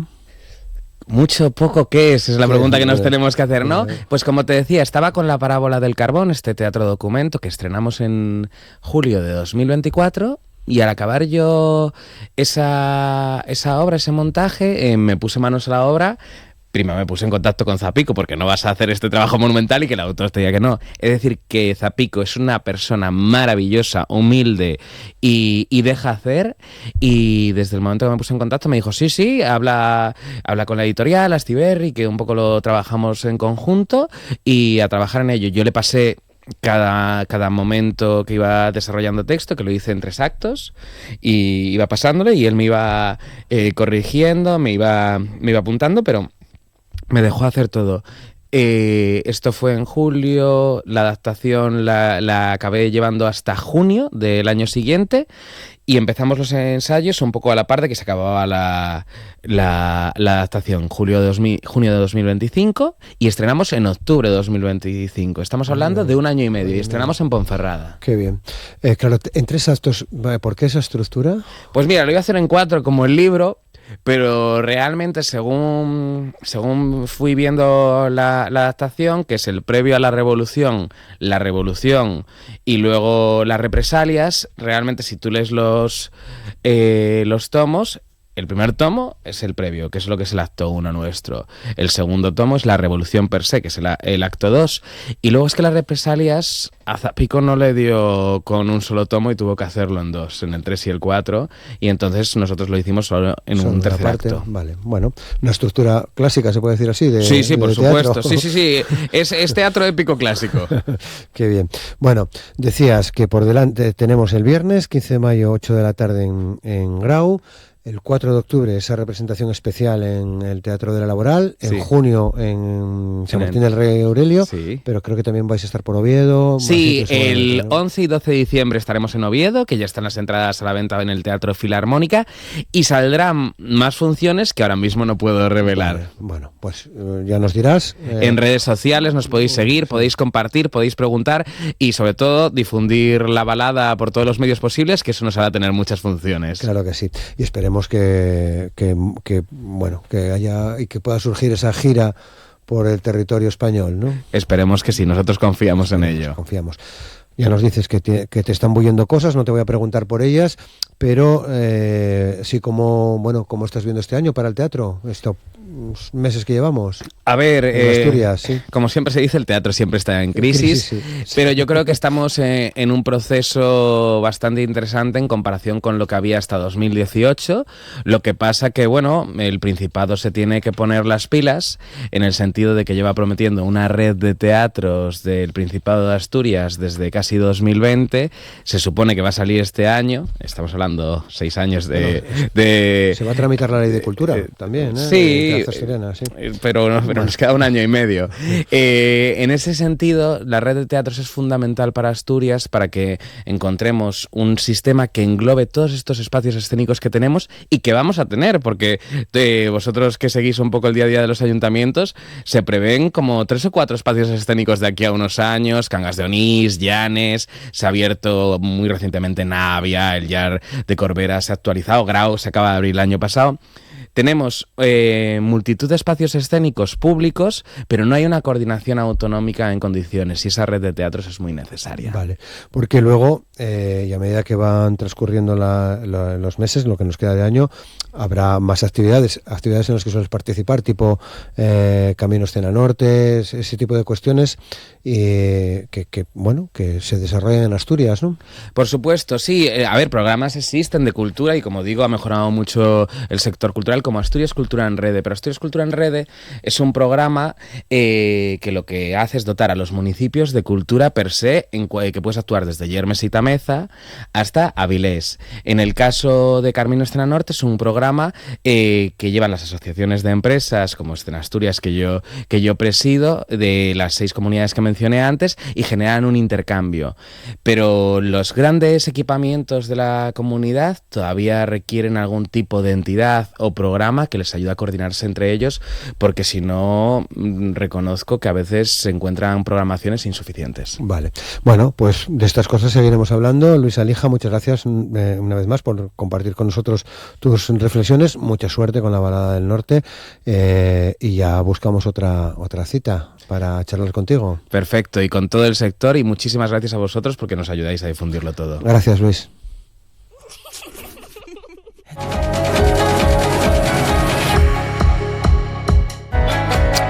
Y cerramos el programa Asturias al día de hoy con Sean de la Campa. Vamos a hablar de cómic. Ya sabéis que Sean viene de vez en cuando a falar con nos de temas que tienen que ver con el cómic, con la ilustración, con el dibujo, en fin, con un montón de historias. Y el otro día acabábamos la conversación falando de algunos cómics que están protagonizados por animales. Sí. Agarraste enseguida nada, gracias por invitarme una vegada más. Y nada, sí, el otro día, justo cuando acabamos la conversación en directo, puxémonos tú y yo a falar de cosas relacionadas con cómic, y salió el tema de los animales, y de los animales en el cómic, y yo de los animales antropomórficos.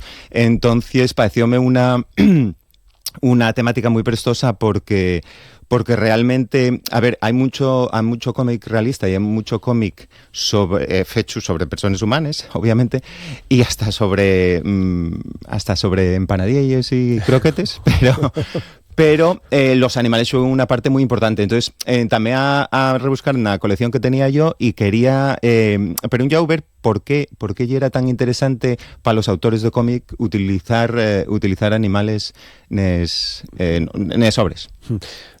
Hoy vimos muy bien, porque estuvimos hablando hasta ahora de La Balada del Norte, el trabajo de Zapico, pero con Luis Alija, que es el director de la adaptación al teatro. Qué guapo. Que, bueno, damos un poco de continuidad hoy. El dibujo tiene importancia en el programa, y hoy centrado en los animales. Centrado en los animales. ¿A dónde quieres empezar? A ver, yo querría empezar por los animales que conocemos todos en los cómics, los animales infantiles, y sobre todo y sobremanera pues Disney, ¿no? Entonces Disney desde bien pronto utiliza recuella una tradición europea que es la de hacer les fábulas con animales que cuenten historias, de alguna manera failo más cercano a los críos, y resulta una buena forma de introducir a los niños en lo que sea, en historia, en aventuras, en lo que sea. Lo que tienes en la mano ye una edición de la saga de la dinastía de los patos, conócese así en España, que publicóse en la revista Don Mickey, que yo no sé si tú la conoces por edad, pero yo coleccionábala, y una revista de tamaño de bolsillo pequeñina que publicóse de 1976 al 89 en España, semanalmente. Eso quiere decir que salían un montón de cómics y mercabense, y ahí estábamos religiosamente mercando todos los guajes. Y son traducciones de la original italiana, Topolino. Topolino y el nombre que utilicen en Italia para Don Mickey. O sea, para Mickey Mouse, perdón. Y interesante por muchas cosas. Y interesante porque hay una revista de Topolino, y una revista que entamó en los años 30, primero como suplemento de periódicos y demás, y yo ya como revista independiente, y que sigue editándose ahora. Y una revista Topolino de la que yo era fan hasta Mussolini. Mussolini, cuando prohibió todos los símbolos culturales americanos, prohibió todo menos Topolino, porque a los sus fíos gustaba mucho Mickey Mouse y entonces dejó que se siguiesen expolizando. Y en esas historias tú puedes ver, fan muchas cosas, fan parodias de, pues eso, de Star Wars, tiene una aventura que se llama Los Señores de la Galaxia, fan parodias de clásicos como La Máquina del Tiempo. Y en España editóse esa, La Dinastía de los Patos, que básicamente lo que te cuenta allí es la historia de la civilización occidental, digamos, de los egipcios, romanos, griegos, y cómo todo lleva a la colonización de América, de Estados Unidos, ¿no? Y una forma, volvemos a la razón de utilizar animales, de una forma prestosa, graciosa y entretenida de introducir a los guajes, pues en cosas culturales. Obviamente hay pocas, digamos, referencias históricas, digamos, estrictes, pero sí una idea de lo que lleva la historia occidental en ese caso, y que a mí me pareció muy interesante. Y es una cosa muy interesante también, y el hecho de que los autores italianos que hacían esas cosas expandieron muchísimo la franquicia de Disney, porque crearon ellos propios personajes que antes no existían, como el caso de Pat Thomas, que ya era una especie de Batman de Donald Duck, o sea, del Pato Donald. Y hicieron unas historias que influyeron muchísimo en autores posteriores. Y eso traía un poco de ejemplo de lo que sería lo que tenemos todos en mente, ¿no? Que cómo se utilizan los cómics y cómo se utilizan los animales nos cuentos y nos cómics paneños. Pero hay otras cosas. Con una edición guapísima, sí, bueno. Edición limitada además y numerada, ¿no? Sí, desgraciadamente estas cosas no son para críos ya. Volvemos a lo mismo. Los Don Mickeys costaban 80 pesetes, ¿vale? Y era un gibrín de una calidad... Tengo alguno per casa. De una calidad ínfima. Y era para guajes que tenían pocos perros y comprámenlos. Esto y una edición limitada que te fecha para los paisanos que leíamos Don Mickey. Y es muy difícil de encontrar. Cuando salió, creo que son 1.500 ejemplares, y cuando salió también disponibles, pero ahora si lo busques ya no está, porque mercaron los dos y además esto costaba una pasta. No me acuerdo cuánto me costó, pero costaba dinerín. Entonces, desgraciadamente, y un símbolo, digamos, una muestra más de cómo el cómic cada vegada y menos de algo popular y paguajes y de algo más elitista y para ciertas generaciones. Pero bueno, eso y otro tema. Sí, otro tema que otro día podemos metemos en él, ¿no? Hablar, sí. Bueno, porque traes otro ejemplo que creo que lo mencionábamos el otro día también, que lo mencionabas, que Black Sad, ¿no? Sí, Black Sad de lo mejor que sacó el cómic español, no el cómic español, y el cómic francés, pero de autores españoles en los últimos, no sé decirte, vaya pasada, y una maravilla, las historias, los dibujos de Guarnido son una pasada, y está todo hecho acuarela, sin tinta, lápiz y acuarela, lo cual requiere un virtuosismo y ¿cómo te diría yo? Y una capacidad para no equivocarte muy grande. Y yo quería hablar de los animales que utiliza, que es muy interesante, porque como falábamos hasta ahora, los animales paguajes, o sea, siempre identificamos o se tiende a identificar a los animales como una cosa paguajes. Y lo que fan aquí es agarrar esos mismos animales, incluso con un poco de estilo Disney, si quieres, y son antropomórficos, pero tratar temas muy adultos. Y esto furrula muy bien en la historia porque son muy rápidamente identificables. Un gato, el protagonista, por ejemplo, de Black Sad, y un gato negro, ya tú directamente nada más verlo ya das unas características. Pues es solitario, puede ser un poco más fuín, puede ser un poco más rebelde. Muchos de los malos en esa historia son reptiles, con lo cual tú nada más velos ya sabes que son malos. Les víctimas muchas veces son animales pequeñinos o roedores que ya de alguna manera dante cierta tenrura digamos que esa utilización de los animales de esa manera fai que el público rápidamente se meta na historia. E yo hai outra cosa que é moi interesante, que é el fecho de que una vegada que tienes al público metido en una historia con estos animales que en un entamu producente como cierta cercanía, ¿no? Porque son animalinos, como quien dice, yo puedes tratar temas súper serios y provoques una especie de shock en el autor, ¿no? En el lector, ¿no? Que tengo a estos animales tan guapos que están falando de cosas muy serias. Black Sad, por poner algunos ejemplos, tiene ahora mismo 7 álbumes. Ese que tienes en la mano recopila los 5 primeros. Entamó a editarse en el 2000 y el séptimo, y del 2024. Tiene un montón de premios. Tiene un montón de premios, ganólo todo, bueno. O sea, ganó Eisner, el Eisner, digamos, los Oscars de los cómics, y ganó varias veces el Eisner a mejor historia, a mejor cómic, a mejor dibujante, ganó el Angoulême varias veces, el Angoulême y el cómic el premio del Festival de Angoulême, ganólo varias veces también a mejor historia, a mejor dibujante, el del Salón de Barcelona, ganólo todo, y es superventes. Y en sus diferentes álbumes traten de cosas tan poco pa' críos como el racismo. En uno que se llama Arctic Nation, pues todos los animales blancos liderados por un oso polar quieren separar a los animales marrones y negros. Claro, Black Sad y un gato negro. Entonces él está directamente afectado. Y es muy interesante. Hay otros que traten sobre los peligros nucleares. En Black Sad y un detective americano en los años 50 y las historias son en plan noir. Y traten temas muy adultos, traten de violencia de género, de prostitución. Bueno, vi antes aquí un dibujo de un yonki brutal. Drogues. Claro, es que súper bien recreado esa época. Tiene un trabajo de documentación en cuanto a lo que ambiente, vestimenta, coches, edificios, que tremendo. Yo no puedo recomendarlo más. O sea, yo a toda la gente que me entruga, oye, de algo para que eras un poco adulto, tal, no sé qué, Black Sad. Black Sad vale. Espectacular. ¿Qué faen 10 canales y guarnidos?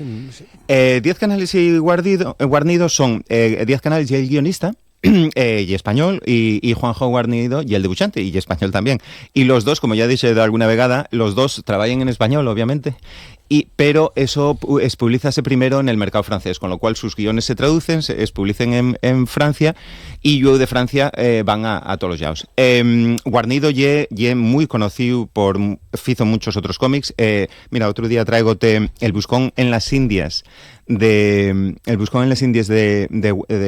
dibujado por Guarnido, y espectacular. Y la continuación de La vida del Buscón, y la idea de que marcha a las Américas y lo que pasa. Y buenísimo y espectacular. Guarnido como dibujante, un dibujante premiado y conocido. Y 10 canales pues también tienen otras historias, pero realmente este es yo creo que lo que os dio a conocer de manera más llamativa. Vale. No sé si se puede decir así, pero hay un punto de inflexión en todo esto que estamos hablando hoy con la publicación de Maus. Sí, hombre, Maus en Tama no es el primero, porque digamos yo creo que el primero es Fritz el gato, ¿vale? Fritz, no sé si sabes quién es Robert Crumb. Bueno, Robert Crumb Robert Crumb es uno de los creadores del cómic underground. Sí. Y Fritz el gato, que es unas aventuras que intentamos publicar en los años 60, falen de una especie de gato un poco de Disney, salió y que quiere estar follando todo el día. Y es muy gracioso. Y digamos que ese y el primero... Dicho llanamente.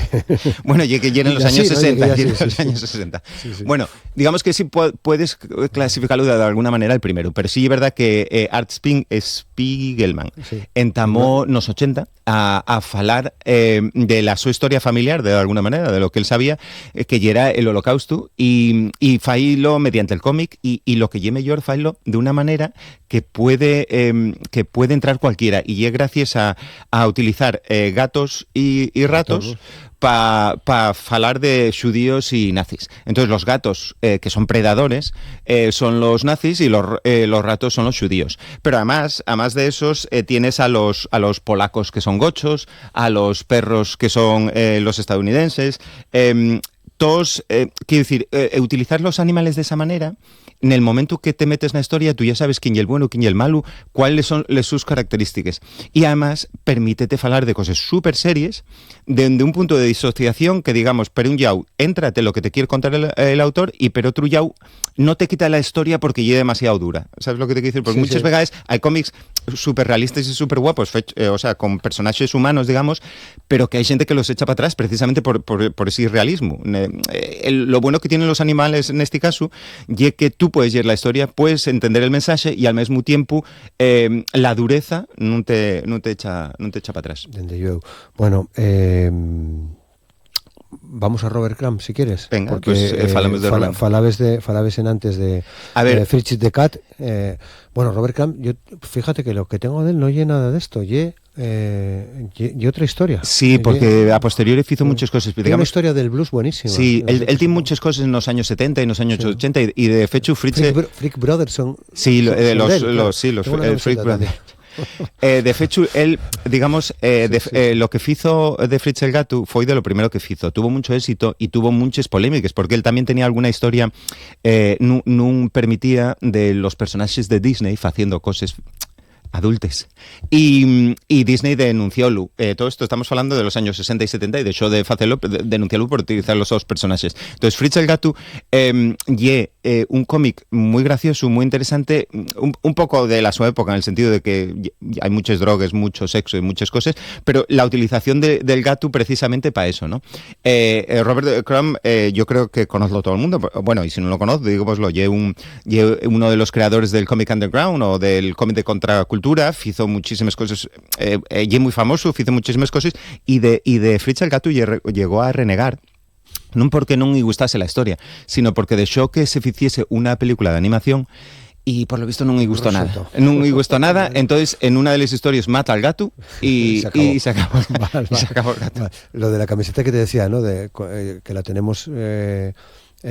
siente de Llaviana porque una peña hicimos un año para la xira puso los Willy desde el límite a los Freak Brothers, pues Freak Brothers, claro, a ver, la camiseta que ya también era un poco Robert Crumb tuvo una influencia tremenda en muchísimos cómics posteriori. Creo que lo último que hizo una Biblia, que ye curiosísimo, siendo él quien ye. Y nada, y realmente puede ser probablemente uno de los primeros que hizo digamos esa utilización del gato de los animales para dejarte un poco desubicado. Claro. Bueno, y traemos otro ejemplo, Sean, también creo que muy interesante, Beasts of Burden, Bestias de carga, que ya estoy trabajando. Sí, ¿no? Está en inglés, yo me imagino que estará en español, pero bueno, yo ya lo en inglés. Y es muy interesante porque todos estos ejemplos que pusimos hasta ahora, de alguna manera el dibujo ya te indicaba un poco que ya era para adultos. Siente muy conocida, ¿no? Sí, pero yo en una historia solo. Sal Hellboy. Bueno, Hellboy, sí. ¿Qué te iba a decir? Sí, pero en este caso el autor, o sea, el dibujante y el guionista utilizan un tipo de dibujo, acuarela también, que recuerda mucho a los libros ilustrados para críos, de cuentos y de fábulas, y de alguna manera failo, digamos, un poco más, incluso Disney, ¿no? Pero y es muy prestoso los temas que traten. Trátase de 5 perros y un gato que dedíquense a investigar todo tipo de casos de terror, de brujería, de magia, pero de zombies, pero nada edulcorado. Quiero decir, hay vísceres, hay sangre, hay cosas horribles, hay historias terroríficas, niños que torturen a gatos y a perros y los animales vénganse. Y es muy interesante porque el look que tiene, si lo ves al principio, tú piensas, pues mira, esto puede estar bien para guajes. Y a medida... Acabo de ver ahora aquí algunas cosas que... Y a medida que vas... No tan nada mal, ¿eh? Y a medida que vas abriendo, que vas pasando páginas, daste cuenta que pese al look, y una historia muy potente de terror, de zombies, de lo que quieras, ¿no? Entonces, préstame porque yo una utilización otra vegada muy interesante de cómo sorprender al lector. De alguna manera, tú agarres esto y dices, esto lleva guajes, esto no sé qué, pero metes dentro y dices, no, esto tiene mucho más chicha. Luego las historias son buenísimas. sí que tienes aí unha recopilación e un ómnibus que recopila casi todos los que se hicieron hasta ahora. También lleva bastante tiempo, entamó creo que a principios de los 2000 y siguen publicando ahora todavía en el 2000, creo que el último debe ser del 2021 o algo así, ¿no? Los diálogos son entre los perros son guapísimos, o sea, son prestosos porque hay el más valiente, el menos valiente, el más de la calle. El momento que hay, volvemos a lo mismo, nosotros como lectores asociamos unas características a los diferentes tipos de perros. Entonces un pastor alemán necesariamente va a ser valiente, un Doberman va a ser más agresivo, un Chihuahua va a ser cobarde. Y utiliza muy bien esos estereotipos de carácter y de personajes. Pero Trullau, el meter un gato, también pone un punto de disociación con el resto, de sintonía. ¿Quién son los autores? Los autores, buena pregunta porque no me acuerdo. Sí. Evan Dorkin, y que son nombres que no estoy muy avisado. Evan Dorkin y el dibujante, el guionista, y Jill Thompson y el dibujante. Son los dos los creadores. Más tarde, Jill Thompson sí que tiene que hacer otras cosas y hay otro dibujante que ahora no sé qué, Lawrence, no me acuerdo cómo se llama. Vale. Pero vamos, no se nota mucho en el cambio de estilo porque realmente utiliza las mismas técnicas que acuarela y lápiz y queda bastante bien. Y nada, y eso ya era un poco lo que tenía. Tengo mucho más, porque a nivel de animales, nunca, quiero decir, y una de las cosas favoritas de los autores para el cómic, hay, pues eso, de Usagi Yojimbo, que no sé si, no lo traje, pero no sé si sabes quién es, y un conejo japonés, que y un samurái y un Ronin, un samurái en sin señor. Y entonces, y unas historias guapísimas, con un look también aparentemente muy infantil, pero que yo trata unos temas tremendos, pues eso, violaciones, guerras, el desamparo de la guerra, mucha violencia. Falamos hoy un cachín también en el programa sobre el estudio Ghibli, que es Premio Princesa de Comunicación y Humanidades de este año, porque estaba Maribel Lujilde, que es la directora de Cislan, y Almudena Cueto, que fue... Pues el autor, que ahora ¿quién contamos esta historia, ¿no? Y la contaron hoy, además. El autor de Usagi Yojimbo, eso, que ahora no me acuerdo cómo se llama, precisamente inspiróse en el estudio Ghibli para crear el personaje del conejo y un conejo blanco vestido de samurái, en Tama a principios de los 80, y él inspiróse en el anime del estudio Ghibli, precisamente. Bueno, una mención, tenemos tiempo, creo, aunque sea un minutín, para La Granja de los Animales, de George Orwell. Bueno, venía un poco a ver, de La Granja de los Animales, a nivel de cómic hubo 1000 adaptaciones. Y creo que tenemos además el libro en asturiano, traducido, no me acuerdo de quién es la traducción, pero juraría que yo lo leí en asturiano, de principios de los 80, por ahí. De finales de los 80, principios de los 90. La Granja de los Animales y el ejemplo clásico de cómo puedes utilizar los estereotipos y las ideas que tenemos sobre los animales para darles un carácter. Los gochos, que son los que manden y acaben convirtiéndose, digamos, en los políticos y en los dictadores, son gochos. Entonces, quiero decir, son acaparados. Nosotros ya sabemos cómo son los gochos. Cuando ellos me pones comida, comen ahí como gochos, nunca me lo dicho. Entonces, La Granja de los Animales de Orwell lleva una alegoría sobre la política, pero utiliza muy bien lo que llevan los animales para que al meternos en una historia rápidamente identifiquemos quién van a ser, pues los provinos de la historia, quién van a ser los que manden y a dónde nos lleva cada uno, ¿no? Y yo creo que hay un ejemplo clásico de cómo podemos utilizar los animales, por qué se utilizan tanto los animales y por qué es tan prestoso utilizar los animales para historias para críos, pero también para historias para adultos que dan muchísimo show. Bien. Sean, deseámoslo aquí. Muy bien. Ya buscamos otra fecha para seguir falando de este tipo de cuestiones, para seguir falando de cómics. Yo siempre que queráis, estoy aquí para hablar de cómics. Sigue viniendo. Muchas gracias, Sean. Muchas gracias. Gracias. Y a todos ustedes, muchas gracias también por estar con nosotros. Mañana más Asturias al día.